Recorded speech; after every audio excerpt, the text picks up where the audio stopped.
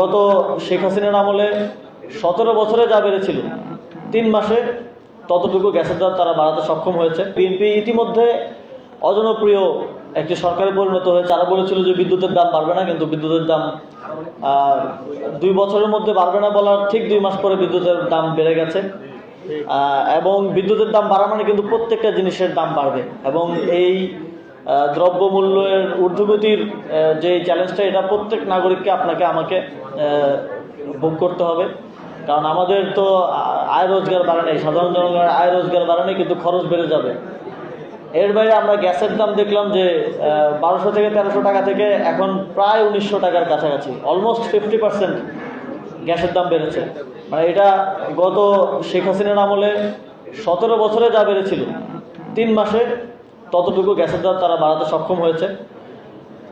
এবং এইটার একটা নেগেটিভ ইফেক্ট পড়বে, কারণ বিদ্যুৎ এবং গ্যাসই তো আমাদের যেই ইন্ডাস্ট্রি থেকে শুরু করে প্রত্যেকটা ছোট এবং মাঝারি বিজনেসের মূল এনার্জিটা আসে ওইখান থেকে। তো এটার দাম যখন বাড়বে, স্বাভাবিকভাবে তাদের উৎপাদিত প্রোডাক্টের দামও বেড়ে যাবে, এবং এটার প্রভাব আমাদের প্রত্যেকের দৈনন্দিন জীবনে পড়বে সামনের দিনে।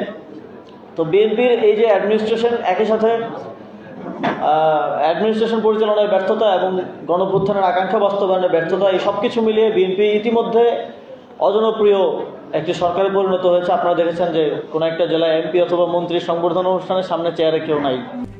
RICL TMX, যুগের পর যুগ স্থাপনা থাকে মজবুত। নির্বাচিত সরকার আসলে সব সমস্যার সমাধান হয়ে যাবে। দেশে যদি ধর্ষণ হতো সেটারও সমাধান দেওয়া হতো নির্বাচিত সরকার। দেশে যদি কোথাও ছিনতাই, রাহাজানি, চুরি বেড়ে গিয়েছিল একটা সময়, তখনও বলা হয়েছিল নির্বাচিত সরকার। শাহবাগ আটকে আন্দোলন, বিভিন্ন প্রতিষ্ঠানে আন্দোলন, এগুলোর ক্ষেত্রেও বলা হয়েছিল নির্বাচিত সরকার আসলে সমস্যার সমাধান হয়ে যাবে। মব কালচার, সেটার ক্ষেত্রেও বলা হয়েছিল নির্বাচিত সরকার। দেশে নির্বাচিত সরকার আসলো, কিন্তু আমরা এই কোনো কিছুরই পরিবর্তন না, বরং আরও সব কিছু বাড়তে দেখছি। আমরা দেখছি মব জাস্টিস বেড়ে গেছে। আমরা দেখছি মাত্র এই মাসেই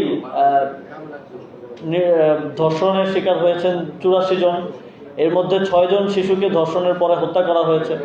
এবং প্রত্যেকটা স্ট্যাটিস্টিক্সে নির্বাচিত সরকার ভালো করছে। যে খারাপ খারাপ জিনিসগুলো আছে সেগুলোতে স্ট্যাটিস্টিক্স ওয়াইজ নির্বাচিত সরকার এখন আস্তে আস্তে আরও উপরের দিকে যাচ্ছে।